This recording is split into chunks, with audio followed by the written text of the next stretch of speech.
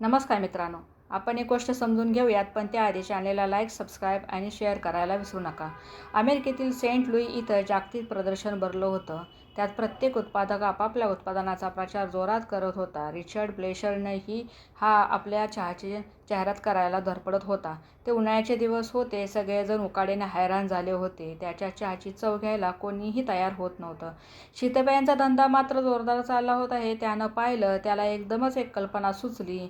नेहमीसारखाच चहा, पण गरम करण्याऐवजी बर्फ घालून थंड करायचा आणि एक शीतपेय म्हणून पुढे करायचा. त्याने तसं केलं. लोकांना तो चहा खूपच आवडला. हीच होती कोल्ड टीची सुरुवात. जेव्हा काहीतरी चुकतं, तसं ते काही वेळा चुकेलही.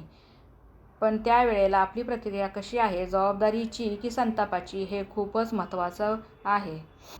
अडचणी ह्या प्रत्येकाला येतात. तेव्हाच तर नवीन गोष्टींची निर्मिती होत असते, सुरुवात होत असते. म्हणजेच आपण प्रत्येक अडचणीला पर्याय शोधला तर नक्कीच मिळतो. तसाच रिचर्ड ब्लेशरनेही गरम चहाला पर्याय थंड चहा शोधला आणि त्याला खूपच मोठ्या प्रमाणावर प्रतिसादही मिळाला.